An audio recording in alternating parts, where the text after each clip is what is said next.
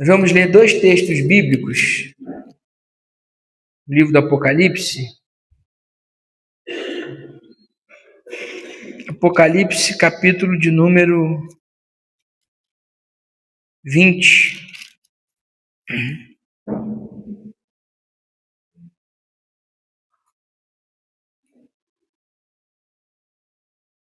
Apocalipse 20, versículo de número 10. Apocalipse 20, 10, depois nós vamos ler o versículo mais à frente. Está escrito assim: E o diabo que os enganava foi lançado no lago de fogo e enxofre, onde está a besta e o falso profeta, e de dia e de noite serão atormentados para todo sempre. Apocalipse 21, aliás, vamos ler também o versículo 13. Versículo 13, 14 e 15 do capítulo 20 ainda. E deu o mar os mortos que nele havia, a morte e o inferno deram os mortos que neles havia, e foram julgados cada um segundo as suas obras. E a morte e o inferno foram lançados no lago de fogo. Esta é a segunda morte. E aquele que não foi achado escrito no livro da vida foi lançado no lago de fogo. Capítulo 21, versículo 1. E viu o novo céu e a nova terra, porque já o primeiro céu e a primeira terra passaram e o mar já não existe. E eu, João, vi a cidade santa, Nova Jerusalém, que de Deus descia do céu, adereçada como uma esposa ataviada para o seu marido. E ouvi uma grande voz do céu que dizia: Eis aqui o tabernáculo de Deus com os homens, pois com eles habitará, eles serão o seu povo, o mesmo Deus estará com eles, ele será o seu Deus. E Deus limpará de seus olhos toda lágrima, não haverá mais morte, nem pranto, nem clamor, nem dor, porque já as primeiras coisas são passadas. Versículo de número 7. Quem vencer dará todas as coisas, eu serei seu Deus, ele será meu filho. Mas, quanto aos tímidos, aos incrédulos, aos abomináveis, aos homicidas, aos fornicadores, aos feiticeiros, aos idólatras, a todos os mentirosos, a sua parte será no lago que arde com fogo e enxofre, que é a segunda morte. Amém. Senhor, essa é a tua palavra que nós lemos. Nesta noite vamos praticá-la agora ensinando e instruindo a tua igreja. Fala conosco, que a tua igreja esteja cativa a esta palavra, que nada venha tirar a atenção do teu povo, que o teu povo possa receber esta palavra e sair daqui edificado em nome de Jesus. Amém. Pode sentar.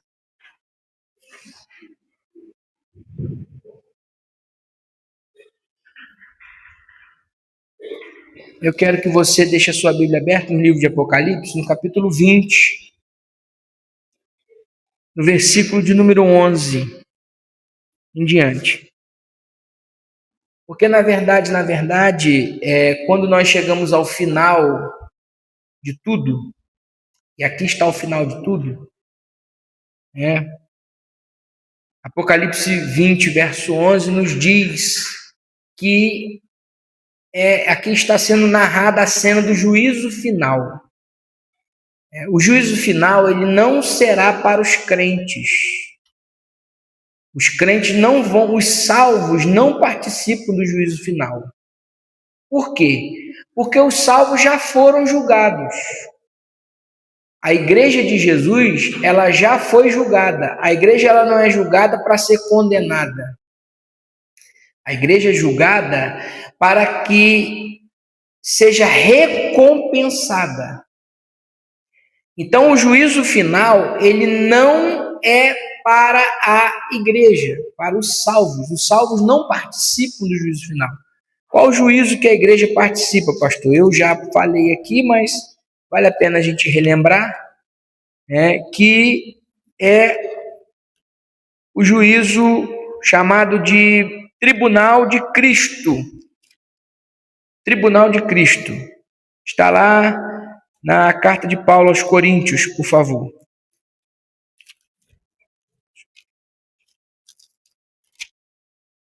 Deixa eu ver só se é a segunda ou a primeira. 2 Coríntios, capítulo 5, versículo 10. Por favor. Alguém achar? Pode ler bem forte para nós, por gentileza.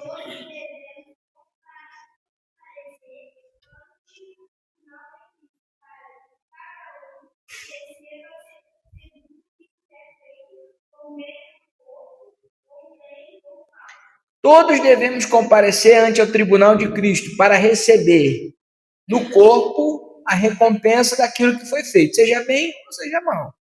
Isso quer dizer o quê? Quer dizer que o tribunal de Cristo é para toda a igreja do Senhor. Todo mundo vai receber a sua recompensa. Mas no tribunal de Cristo, ninguém sai do tribunal de Cristo condenado. Sai do tribunal de Cristo recompensado. Porque o Senhor irá provar as obras que nós vamos fazer com fogo, e diante dele, as nossas obras sendo provadas, se elas permanecerem depois de passar pela prova do fogo, nós seremos recompensados. Se não, nós não seremos recompensados, mas seremos salvos. Porque a salvação não é pelas obras. O que nós fazemos de bom para Deus, Deus leva em conta e tem recompensa. O que é a recompensa? Eu não sei, fuja de quem diz que sabe o que é, porque está mentindo. Porque a Bíblia não diz. A Bíblia não diz o que é a recompensa do crente, o galardão que vamos receber. Como que vai ser essa questão de recompensa no céu? A Bíblia não diz. Para que também a gente não fique, não sei se é para a gente não ficar ansioso, expectante, não sei qual é o mistério. Mas a Bíblia não diz, a Bíblia omite isso, essa informação não está na nossa mão. Então a Bíblia só diz o seguinte: se você fizer alguma coisa que Deus aprovar, Deus vai te dar recompensa. E isto não quer dizer que é salvação, mas sim galardão. Salvação é uma coisa, galardão é outra. Então, o que a Bíblia diz é que nós vamos passar no tribunal de Cristo e Ele vai nos avaliar, porque tudo que nós estamos fazendo, estamos sendo avaliados por Ele já hoje. Então, não fique pensando que o que você faz, Deus não está vendo, Deus não sabe, porque Deus está vendo, Deus sabe e está te avaliando e me avaliando. Agora, Ele não avalia nos critérios que a gente quer, Ele avalia nos critérios dele. Esse é o ponto. Então, esse juízo de Apocalipse, volta lá em Apocalipse, capítulo 20, ele é um juízo para os ímpios, ou seja, o juízo do trono branco, o juízo final, ele é para os ímpios. Versículo 11 a seguir diz assim: e vi um grande trono branco e o que estava sentado sobre ele, de cuja presença fugiu a terra e o céu, e não se achou lugar para eles. Ou seja, de repente João está tendo uma visão aonde sumiu céu e terra. Sumiu tudo. O que é que está diante de João? Uma nova dimensão. Ele só está vendo um trono branco. E viu os mortos, grandes e pequenos, que estavam diante do trono, e abriram-se os livros, e abriu-se outro livro que é o da vida. E os mortos foram julgados pelas coisas que estavam escritas nos livros, segundo as suas obras.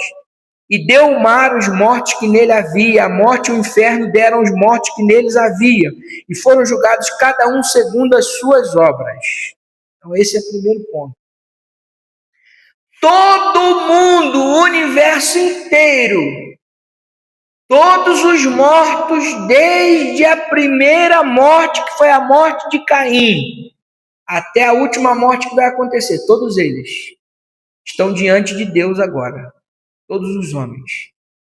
E o texto não está dizendo que alguém vai sair salvo desse julgamento, porque não vai. O juízo do trono branco é um juízo para condenação, é onde Deus vai proferir a sentença. Aqui não adianta dizer que foi bom, tentar se justificar, porque Deus vai trazer a luz. Por isso que o trono é branco, porque ele é transparente, ele não tem sujeira, é santo, santo e santo.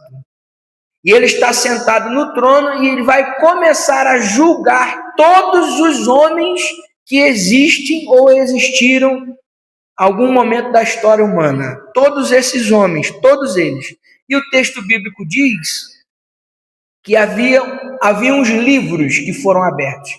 Isso aqui é uma visão, e nós não podemos deixar de entender que é uma visão. Sendo uma visão, ela tem que ser lida no sentido figurado. que isso significa, pastor? Significa que no céu tem livros. Vocês acham que o céu é um lugar onde tem uma biblioteca gigante? Imagina a quantidade de livros necessária para registrar toda a história humana de todos os seres humanos. Meu Deus do céu! Que livro é esse? Então, a ideia de livro aqui é o seguinte, é como se João estivesse dizendo para nós, como se Deus estivesse dizendo para nós, está tudo registrado.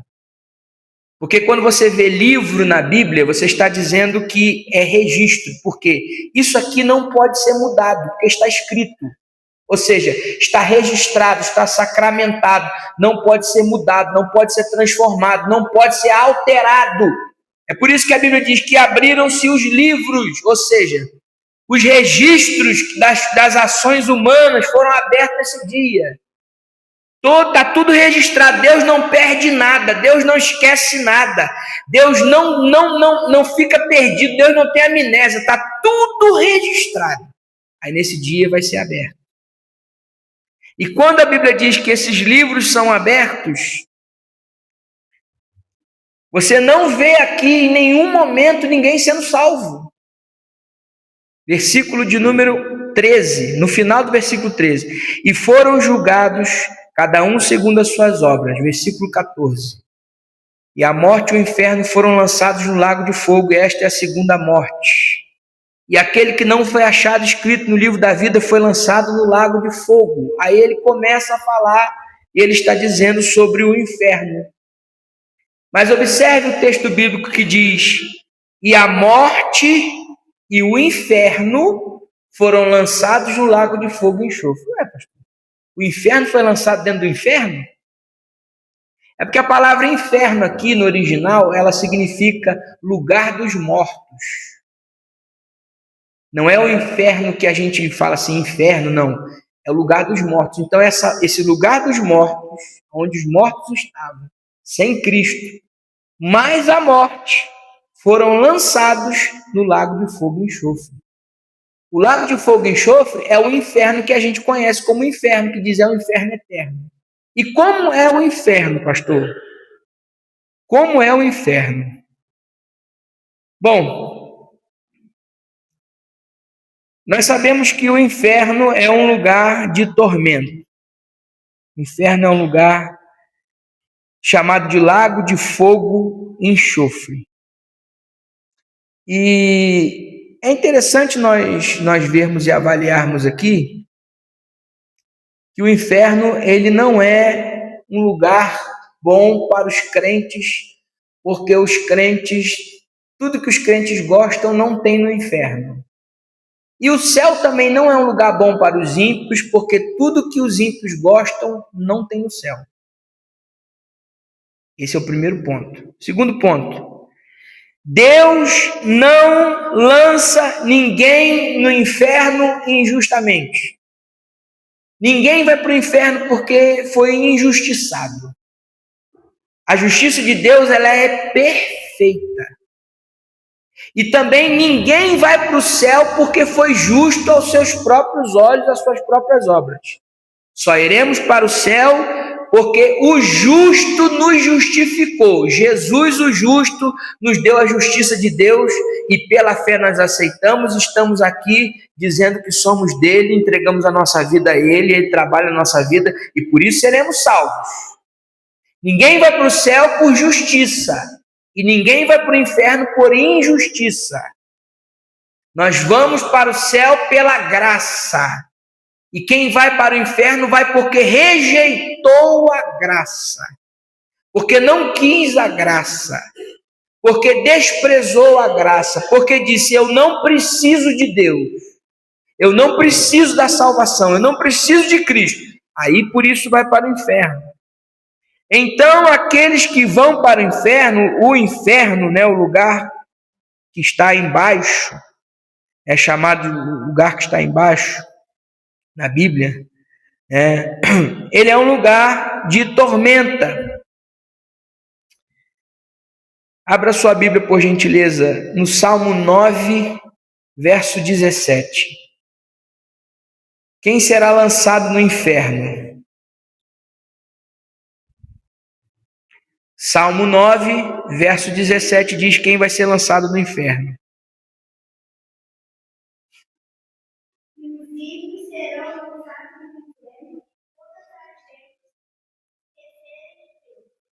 Os ímpios serão lançados no inferno e todas as gentes que se esqueceram de Deus. Ou seja, o que é o ímpio? Essa palavra ímpio é uma palavra muito pesada para se utilizar. Por exemplo, você falar assim, fulano é um ímpio, porque a palavra ímpio significa aquele que está no pecado, não quer se arrepender e está longe de Deus. É aquele que pratica o pecado sem nenhum tipo de arrependimento. Então, você chamar uma pessoa de ímpio é uma coisa muito pesada. Porque o ímpio é aquele que pratica o pecado, tem prazer no pecado, não sai da prática do pecado, ama o pecado e abraça o pecado. E não quer se arrepender nunca mais. É meio complicado você falar, fulano é um ímpio. Porque essa palavra ela tem uma conotação muito pesada. Os ímpios serão lançados no inferno. E a Bíblia dá algumas pistas de como será o inferno. Mateus 22, verso 13, por favor.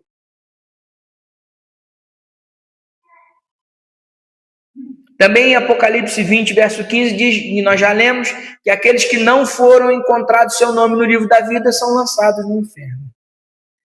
Mateus 22, 13.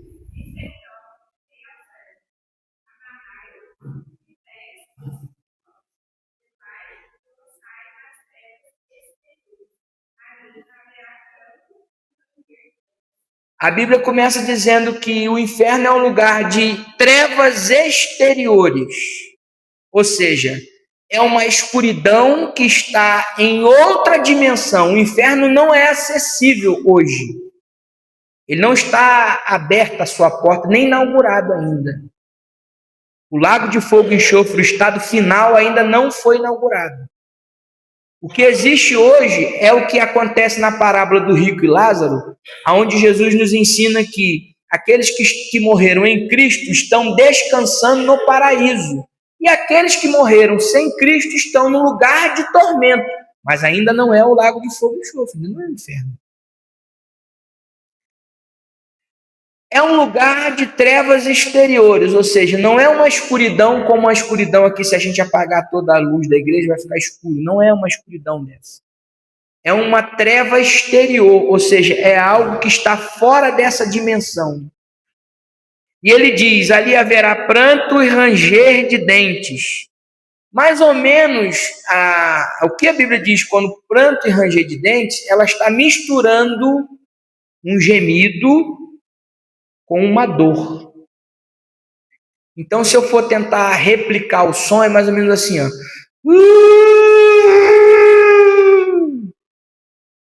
É um gemido com dor, aonde o dente. Então, pranto e ranger de dente. Que é isso? É o choro da condenação, mais a dor de ser condenado. Prosseguindo, o inferno é comparado com uma fornalha de fogo. Marcos 9, 47, por favor. Marcos capítulo 9, versículo 47.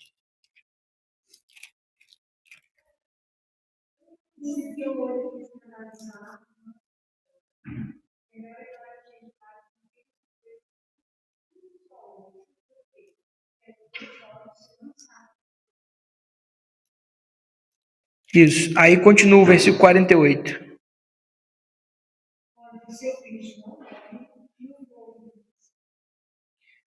Jesus está dizendo o seguinte: é melhor você entrar no céu sem um olho do que você ir para o inferno, porque o inferno é o lugar onde a chama, o fogo, nunca se apaga e o bicho não morre. O que significa bicho não morrer e fogo não se apagar? O fogo não se apagar, você já sabe. As pessoas que vão para o inferno, elas vão receber um corpo que vai conseguir receber a punição do inferno, que é queimar vivo. Quem aqui já sofreu queimadura? Todo mundo acha que um dia já sofreu uma queimadura. Imagina você sofrer uma queimadura que nunca termina de sentir aquela dor.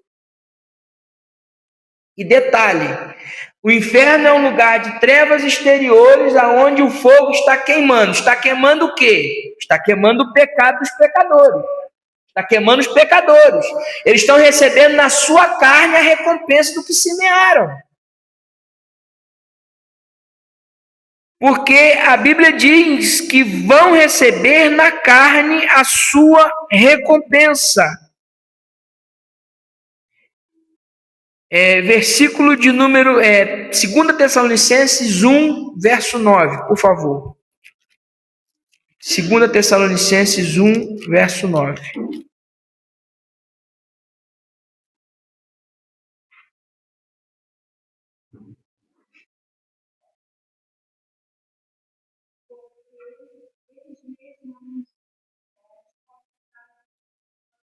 Não, 2 Tessalonicenses 1, versículo 9.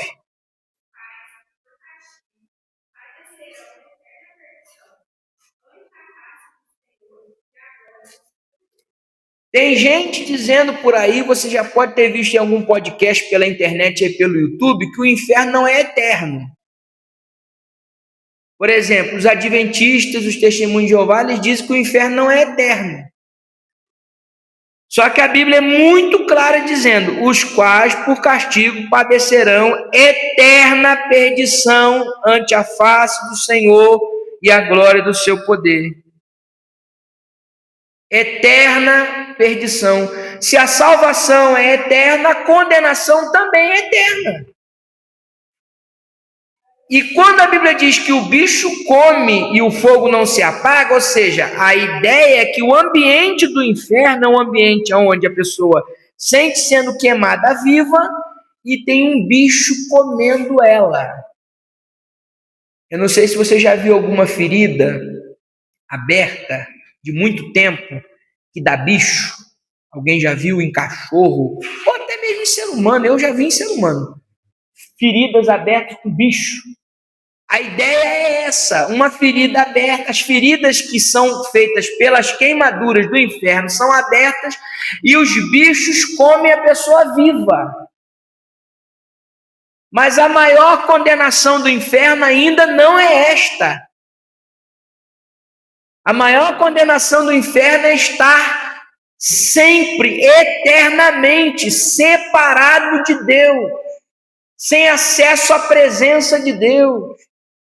A pior coisa do inferno não é o fogo que queima e não consome.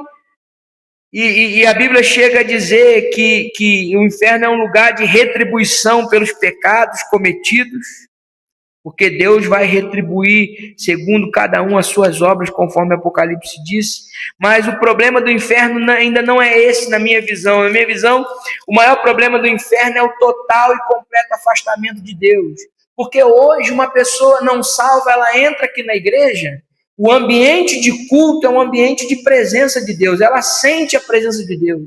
Você sabia que a pessoa que não está salva também sente a presença de Deus? Também chora, se arrepia, também sente a presença. Sentir a presença de Deus não quer dizer que você está salvo, não. Porque o não salvo também sente a presença de Deus. Porque esse ambiente é um ambiente de presença de Deus. Se eu começar aqui, glória, glória, glória, irmão aqui, glória, o outro aleluia, o outro glória a Deus. Daqui a pouco Deus retoma esse ambiente, porque esse ambiente é para isto.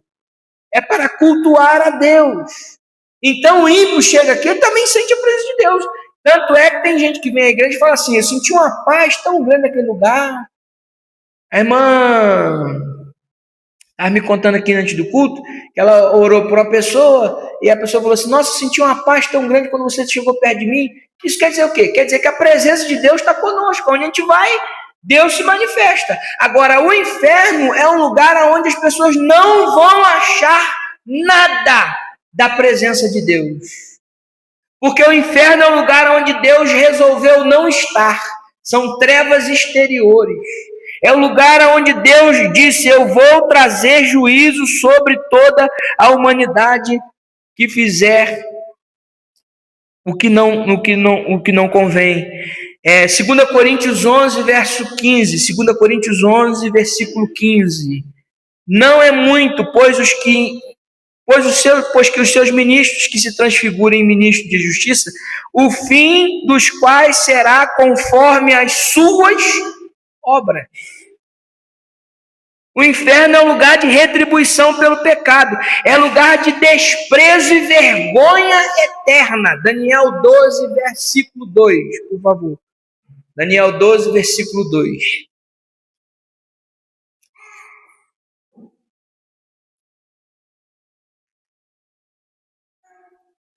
Por favor, quem achar, leia bem forte.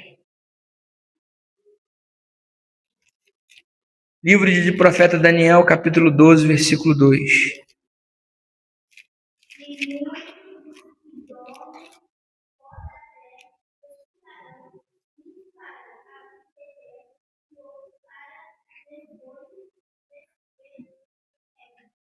Vão ressuscitar para vergonha e desprezo eterno.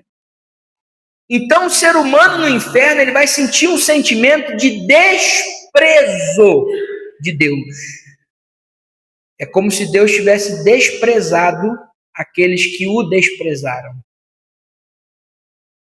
Dizer que eu amo a Deus é uma coisa. Jesus disse: você conhece aquele que me ama quando ele pratica o que eu falo. Porque sentimento de amor por Deus não salva ninguém. No final das contas, Deus conhece e sabe quem está brincando e quem está obedecendo de fato. Porque o coração do homem é terra que só Deus conhece. Agora, se você despreza Deus, despreza a palavra de Deus, Deus vai te desprezar no inferno. Porque o inferno é um lugar de desprezo e vergonha eterna. Aonde o fogo queima e não consome, aonde o bicho come e não termina o trabalho de comer, aonde há pranto, ranger de dente, dor, insuportavelmente, castigo eterno. E mais uma vez eu repito, Deus não manda ninguém para o inferno, as pessoas estão indo. Deus não manda ninguém para o inferno, as pessoas estão caminhando a passos largos. Porque ir para o inferno é muito fácil. O caminho largo, é a porta larga. E eu vou dizer para vocês, tem pessoas na igreja pensando que estão indo para o céu, estão indo para o inferno. Porque estão enganando a si mesmas. Porque não deixam seus pecados, porque não abandonam as velhas práticas, porque no velho homem está sempre vindo de novo. E você tem que matar ele todo dia e crucificar ele na cruz de Cristo, senão você não vai ver a Deus. O inferno é real, a gente fala sobre o céu, mas o inferno também é real. O inferno é uma realidade. Ele é um lugar preparado para o castigo do diabo e seus anjos. O inferno não foi feito para o ser humano. Deus, por que o inferno existe, pastor? O inferno existe porque o diabo se rebelou com os seus anjos, que são agora demônios. E Deus preparou esse lugar de tormenta para o diabo e seus anjos. Ele lá vai ser atormentado. Você não pensa que o diabo lá vai ficar com um tridentezinho, espetando todo mundo, com corrente na mão, castigando os outros demônios, batendo, chibatados, nada disso não. O inferno é um lugar destinado para eles sofrerem. O diabo vai sofrer no inferno. A Bíblia diz que o diabo, o falso profeta, o anticristo e todos os ímpios foram lançados no lago de fogo e enxofre. Pronto. O diabo não vai sentir prazer no inferno não, ué. Não tem trono para ele no inferno não, que vai ficar comandando. Não é o reino dele não. Senão seria muito fácil. Senão ele obteria vitória. O inferno é o lugar dele sofrer. Ele é o que mais vai sofrer no inferno. Só que ele está dizendo, bom, já que eu vou, quem eu puder levar, eu vou levar.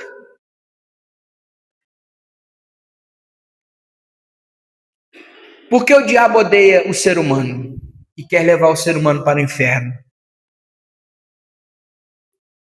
Eu vou explicar isso muito rapidamente, porque eu quero falar sobre o céu. Não vou terminar essa palavra falando sobre o inferno. Fique tranquilo. Vocês estão sentindo a agonia do inferno aí, mas vocês vão sair do inferno e vão para o céu também. É ruim a gente falar sobre o inferno, mas é necessário. Isaías capítulo 14.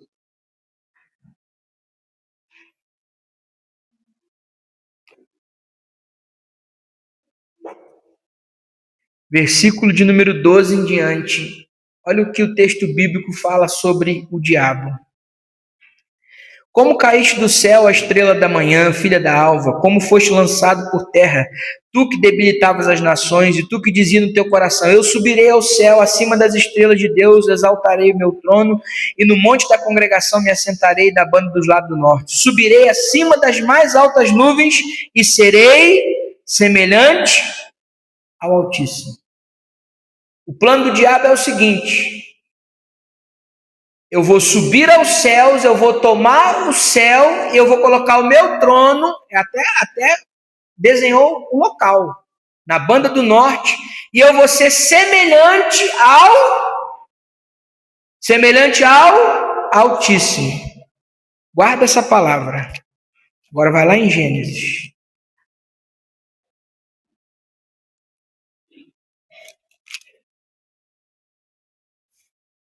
Capítulo 1.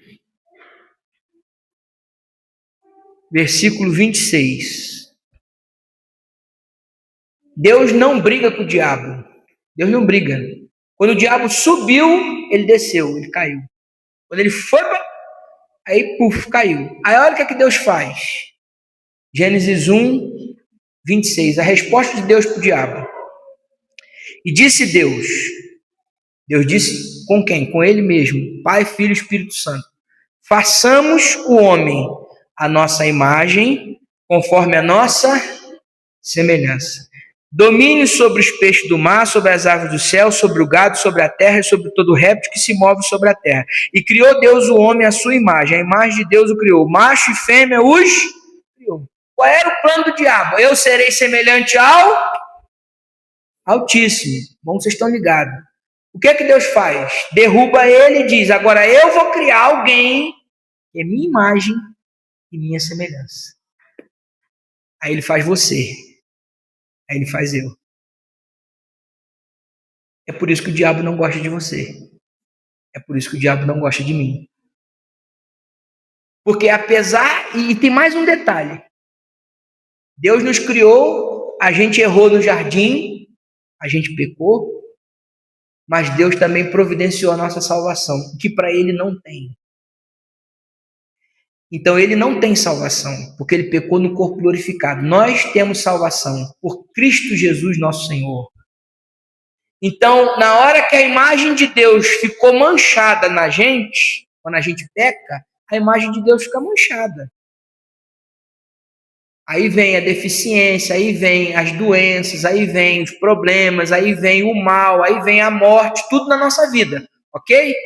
Aí Jesus, além disso, ele vem para nos salvar e diz, eu vou restaurar o plano de Deus que o diabo tentou manchar e destruir. Aí você e eu, nós dois, pecadores, que somos, todos os dias pecamos e ofendemos a Deus, nós recebemos a salvação e tornando mais ainda agora imagem e semelhança de Deus. De modo que quando Deus olha para nós, ele não me vê. Quando Deus olha do céu para cá, ele não vê o André Ricardo. Ele não vê. Porque se ele me vê, ele me mata. Por causa dos meus pecados. Quando ele olha do céu para a terra, antes de me ver, ele vê o sacrifício de Cristo na frente. Antes da presença de Deus ser derramada na minha vida, ele vê o sangue de Jesus que foi derramado na minha vida. Antes de Deus vir me visitar e derramar sua glória na minha vida, ele primeiro vê a justificação que eu recebi pela fé na pessoa de Jesus Cristo. Por isso que o diabo tem raiva da gente. Por isso que ele tenta tirar a nossa salvação. Por isso que ele tenta contra a nossa vida o tempo todo. Por isso que ele arruma situações para nos tirar da presença de Deus. Por quê? Porque nós temos o que ele queria. Nós somos imagem e semelhança de Deus. E ele queria ser imagem e semelhança de Deus. Deus não deu para ele, mas deu para nós. nós temos o que ele queria, nós somos o que ele queria ser. O diabo ele não tem raiva de você só não, ele tem inveja. Porque hoje você pode pegar um som, uma música, tocar e cantar e Deus se manifestar, que era o que ele fazia. E não pode fazer mais. Por isso que o diabo tem raiva de nós. E é por isso que a Bíblia diz, não dê lugar ao diabo. Não dê ocasião para ele trabalhar na sua vida. Não dê ouvido ao diabo. Não dê ouvido ao que o diabo fala. Não dê situação para ele trabalhar, para ele entrar na sua casa, na sua família. Porque se você der, ele vai entrar porque ele quer te destruir. Ele quer que você fique fora da presença de Deus. Porque ele sabe que você tem o que ele queria ter. Mas nós não vamos dar esse gostinho para ele. Aqui não. Eu vou continuar sendo imagem e semelhança do meu Criador. Você sabia que cada vez que nós pecamos, nós ficamos menos parecidos com Deus e mais parecidos com nós mesmos? E toda vez que a gente se arrepende, muda e anda em santidade, a gente fica mais parecido com Deus e menos parecido com nós mesmos. Porque o caráter de Deus se manifesta na nossa vida porque somos filhos de Deus e filho tem que parecer com o Pai. Só que você só parece com Deus quando você se aproxima de Deus. É por isso que Tiago diz, chegai-vos a Deus e Ele se chegará a vós. Chegai-vos, quem tem que vir é você, quem tem que tomar atitude é você, quem tem que caminhar é você, quem tem que querer é você. Chegai-vos a Deus, e Ele se chegará a vós. Limpai as mãos pecadoras e voz de duplo ânimo. Anima o teu coração e se aproxima de Deus, porque Deus vai se aproximar de você. Louvado seja o nome do Senhor Jesus. E o céu, pastor? Bom, já falei sobre o inferno, agora tem que terminar bem, né? Apocalipse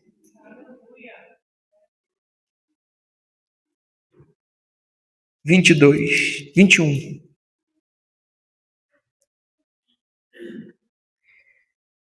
Eu vou dizer primeiro quem não entra.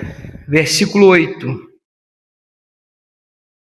Quanto aos tímidos, aos incrédulos, aos abomináveis, aos homicidas, aos fornicadores, aos feiticeiros, aos idólatras, a todos os mentirosos, sua parte será no lago de fogo e enxofre. Então, aqui tem uma lista, mas lá em Coríntios tem outra lista, em Romanos tem outra lista, são várias listas dos que não entram na cidade.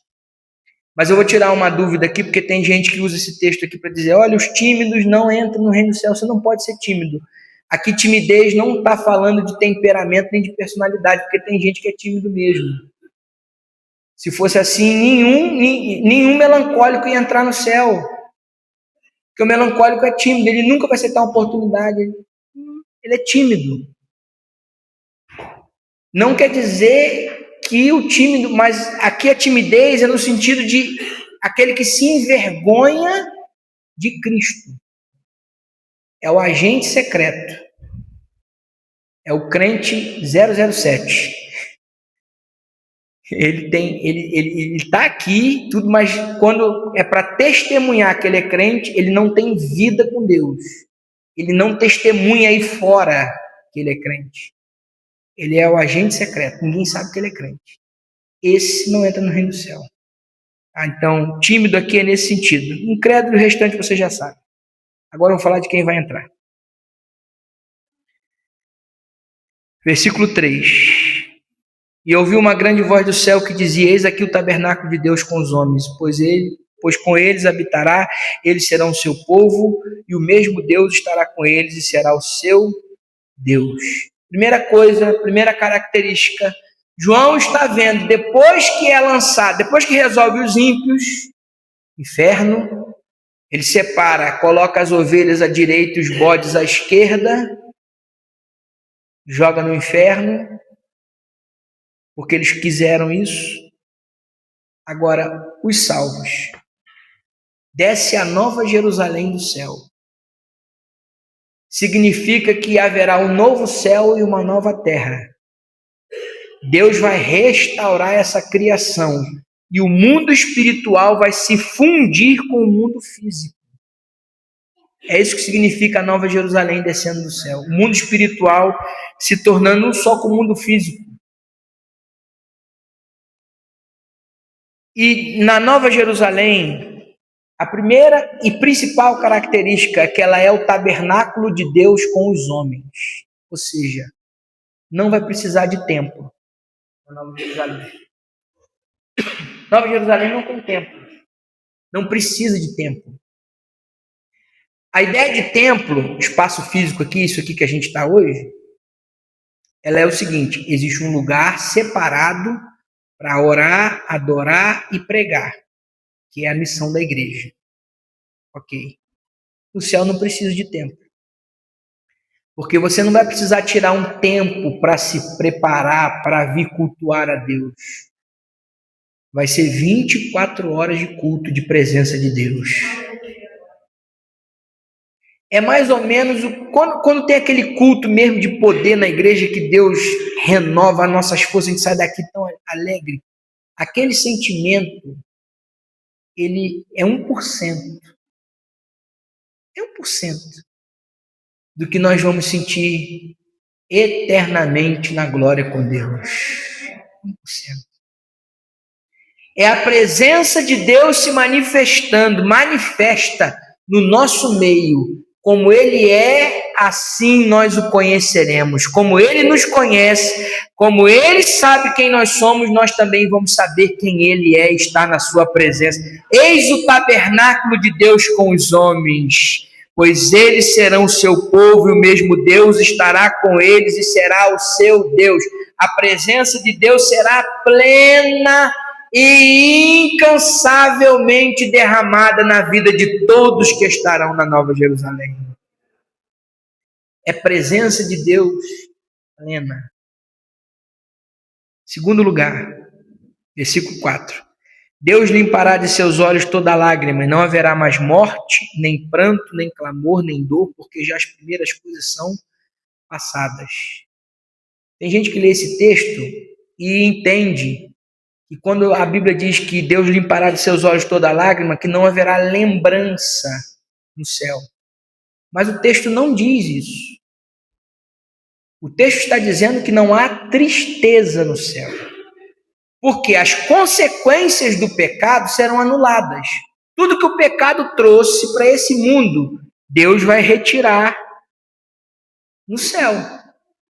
Então não tem mais dor, não tem mais sofrimento, não tem mais doença, não tem mais morte, não tem mais pranto, não tem tristeza, não tem angústia, não tem medo, não tem receio, não tem mais nenhuma síndrome, não tem nenhuma deficiência, não tem nada disso, que tudo que o pecado trouxe, Deus anula no céu. Mas não diz que Deus vai anular nossas lembranças. Aí você vai dizer assim: pastor, mas se eu lembrar, de repente eu vou olhar alguém que não vai estar lá e vou ficar triste. Negativo. Porque a tristeza não vai existir mais. Então, se você procurar alguém no céu e não achar, você não vai ficar triste, porque você vai entender que foi a justiça de Deus. Então não tem tristeza no céu. Agora, eu acho lindo, lindo, lindo, lindo. E quando nós chegarmos lá, a gente vai conseguir identificar os nossos irmãos de batalha. Olhar um para o outro. E não vai precisar se apresentar não, porque Moisés e Elias não se apresentaram para os discípulos no dia do Monte da Transfiguração, mas eles olharam e sabiam o que era. Porque no céu não existe ignorância. Você vai olhar e saber. Todas as perguntas, as dúvidas, as questões, olhar para Deus, sabe de tudo. Acabou. Glória a Deus. Imagina você chegar lá no céu, você olhar assim e reconhecer aquele irmão, aquela irmã que lutou contigo em oração. Estava lá e diz assim: valeu a pena nós chegarmos aqui do outro lado. Eu quero chegar lá, irmãos, e encontrar todos vocês lá. Porque eu tenho certeza que eu vou para lá.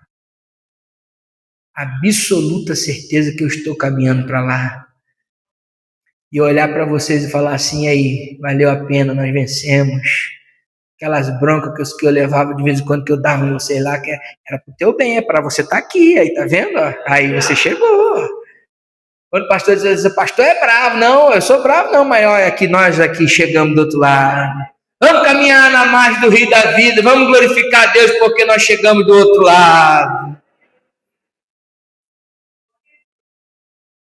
Nós não teremos desejos sexuais no céu. Certa feita, os fariseus perguntaram para Jesus, não vou ler o texto porque eu preciso correr. Mestre, esse aqui casou com essa mulher e tal, e ficou viúvo, e casou e tal. Lá no céu, quem vai ser seu marido? Aí Jesus respondeu, no céu seremos como os anjos de Deus, que não se casam e não se dão em casamento. Então, desejo sexual não tem no céu, porque no céu não precisa se reproduzir. Não precisa haver reprodução. Desejo sexual existe por causa de reprodução, não vai ter isso. No céu, todos os desejos serão saciados pela presença de Deus. No céu não tem fome, porque a presença de Deus vai sustentar. No céu não tem sol, porque a presença de Deus vai iluminar. No céu não tem lua, porque a presença de Deus é que vai ser a luz que vai iluminar. No céu não vai ter necessidade de sede de água, porque a presença de Deus vai saciar a sede. No céu não tem nenhum tipo de desejo humano e terreno, porque lá a presença de Deus será suficiente para saciar todas as suas necessidades. Então não há necessidade no céu. Não há privação no céu. As primeiras coisas são passadas. Ou seja, o que são as primeiras coisas? É a nossa vidinha aqui. Passou. Mas no céu não tem isso, não. Versículo 7. Quem vencer dará todas as coisas.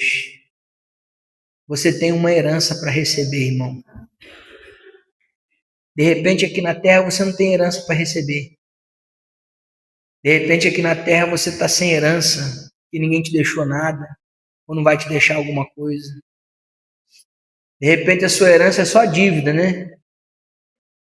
Será, às vezes, pensei que vai procurar a família quando morrer. Vai dizer, conheceu o fulano de tal? Não, nunca nem ouvi falar. Não é assim que funciona? Mas lá no céu tem uma herança incorruptível de glória para você receber. Herdará todas as coisas, e eu serei o seu Deus, e ele será meu filho. Eu serei o seu Deus, e ele será meu filho. Versículo de número 23. A cidade não necessita de sol nem de lua, para que nela resplandeça, porque a glória de Deus a tem iluminado, e o Cordeiro é a sua lâmpada. A Bíblia diz que a Nova Jerusalém ela tem um muro, isso aqui é no sentido figurado. É no sentido de segurança e proteção. Porque quando fala que a cidade murada, na ideia de João, era uma cidade fortificada, ou seja, que não recebe ataque. Ou seja, Deus está dizendo, na Nova Jerusalém você estará seguro, tranquilo, e você poderá desfrutar da presença de Deus sem nenhum tipo de risco do mal, porque o mal lá não entra. Glória a Jesus.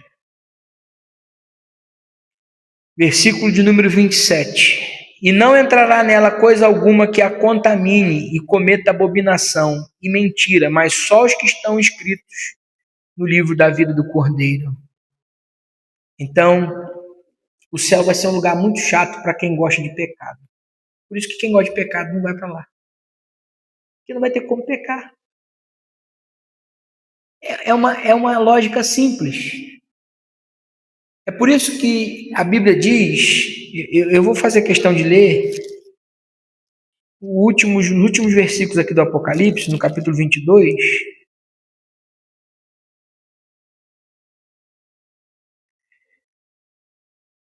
versículo de número 11. Quem é injusto, faça injustiça ainda. Quem é sujo, suje-se ainda. Quem é justo, faça justiça ainda. E quem é santo, seja santificado ainda.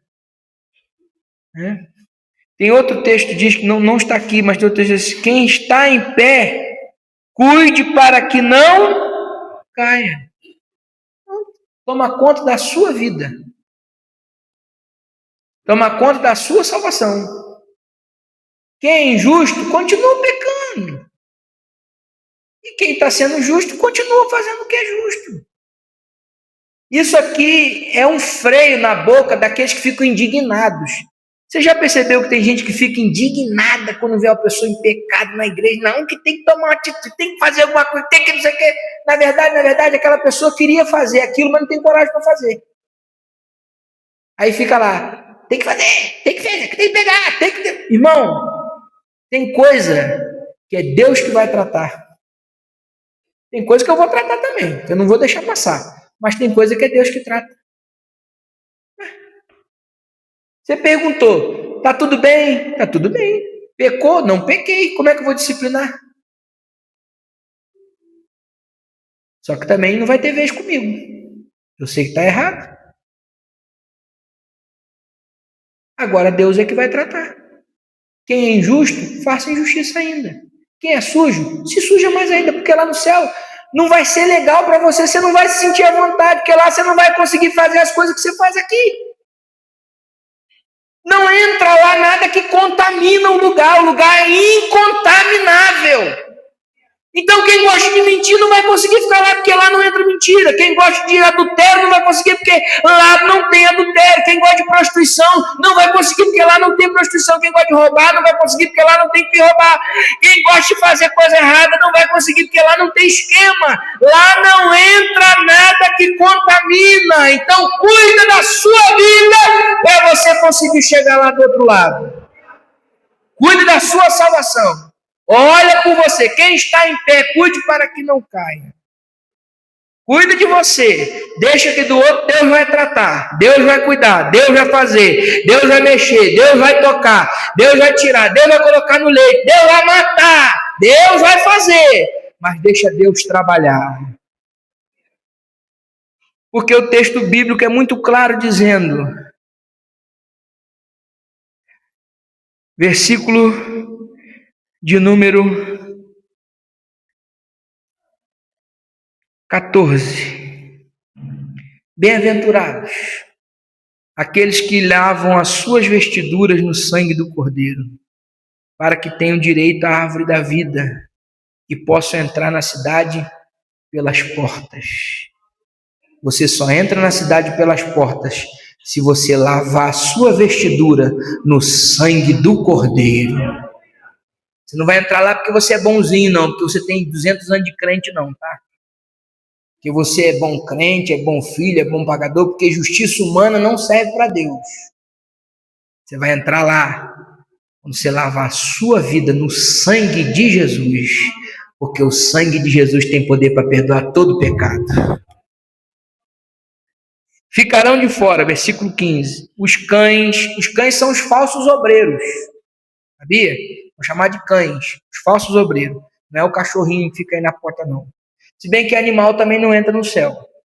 Tem criança que fica triste quando eu falo isso. Porque animal não tem alma. Animal só tem espírito, só tem o fôlego de vida. Então ele morreu, acabou. Você pode ver que não tem nenhum animal que você pergunta para ele, quer aceitar Jesus? Eu quero. Se arrepende dos seus pecados? Não tem isso. Animal não tem alma. Tem alma somos nós. Nós somos animados que temos alma. Nós temos sentimentos, nós pensamos. O animal só tem o espírito, tem o fôlego de vida. Acabou. Morreu, acabou. O animal não entra no céu também, não. Não fica chateado comigo, não, mas o seu cãozinho de estimação, sua calopsita, como eu tenho duas, não vai entrar lá, não adianta. Ficarão de fora os cães, são os falsos obreiros. Os feiticeiros que se prostituem, os homicidas, idólatras, qualquer que ame comete a mentira. Mas eu gosto muito desse texto aqui. Verso de número 20. Aquele que testifica essas coisas diz, certamente cedo venho. Amém. Ora vem, Senhor Jesus. Aquele que testifica estas coisas diz, certamente cedo vem. ora vem. Outro texto, outra versão diz assim, Maranata. Porque Maranata significa, vem, Senhor Jesus. Só pode dizer Maranata quem está com a certeza e a convicção de que vai entrar do outro lado.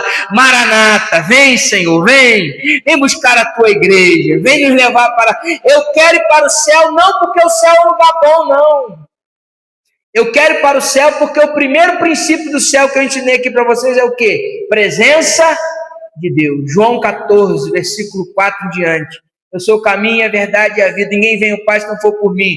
Aí está dizendo, eis que eu vou preparar-vos lugar, para que aonde eu esteja, estejais vós também. Eu quero ir para lá porque Ele está lá. Eu quero ficar perto dele, eu quero ficar junto dele, eu quero abraçar ele, eu quero beijar ele, eu quero estar na presença dele. É isso que a minha alma está anelando hoje. Por isso que eu digo, Maranata, vem Senhor, vem Senhor. Eu quero a tua presença na minha vida.